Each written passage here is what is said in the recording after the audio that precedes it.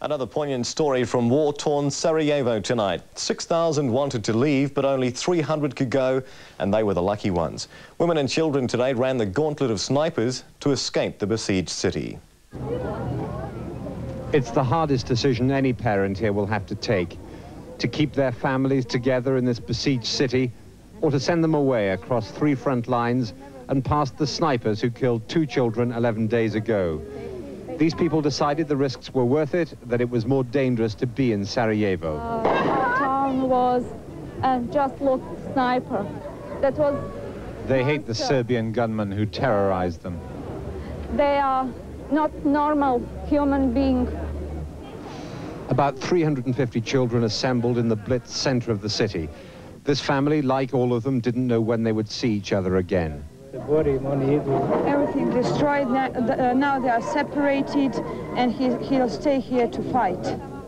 For the last 5 months, Hannah Beganovic has been looking after 48 destitute children. 7 of them are orphans, the rest separated from their parents. She said she'd been their mother and their father, and that she didn't want them to go. It's not a good idea, because whenever the children leave the town, it becomes a dead town. And whenever they left the town, this town was shelled more and more. The organizers of the convoy, a local charity, said they had guarantees of safe passage from the Bosnians, the Croats and the Serbs, whose gunmen are generally assumed here to have attacked the last children's convoy. The charity denied allegations that in return they were evacuating disproportionate numbers of Serbian children. It was all extremely tense. The last convoy had security guarantees as well, and they were worthless.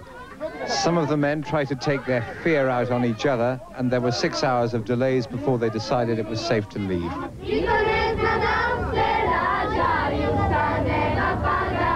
The later you drive down the roads here, the more deadly they are.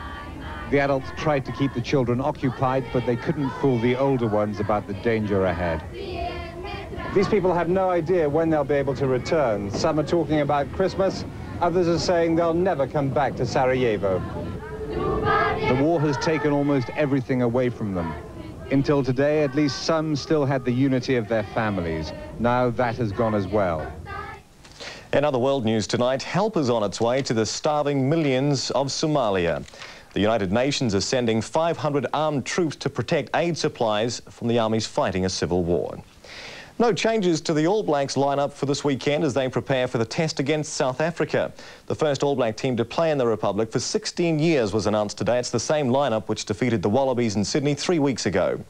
Wallaby David Campese is a rugby player who's never held back when it comes to sharing his opinions. The latest to cop a Campo tongue lashing are the South Africans, who have hit straight back. Campese was offside with the locals for bagging South Africans as arrogant and their favourite son Nas Botha as ordinary. But now Campo's being targeted to promote television coverage of the test. And after the attention he received following yesterday's match, it could end up being a very long tour for the Wizard of Oz. Former World 500cc champ Wayne Gardner could be swapping 2-wheeled racing for 4. Today Gardner joined the BMW team in Hockenheim, Germany for a full 2-hour test run and came through with flying colours.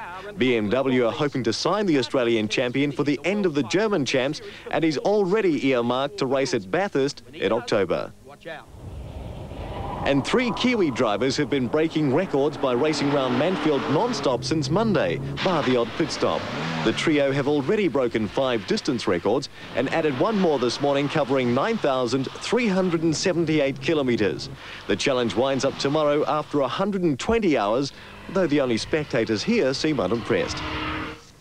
That's our news for tonight. Now checking out weather conditions all around the country for tomorrow. Firstly, we've received information for a heavy rain warning that'll be enforced till tomorrow morning. Between 50 and 100 millimetres are expected for the Taranaki region, between 50 and 80 millimetres for the Bay of Plenty, Rotorua and Gisborne regions, and the same's expected for the Nelson and Marlborough regions. By midday tomorrow, a low from the Tasman Sea should lie off the west coast while its associated cold front moves over New Zealand, bringing rain at first, then squally showers.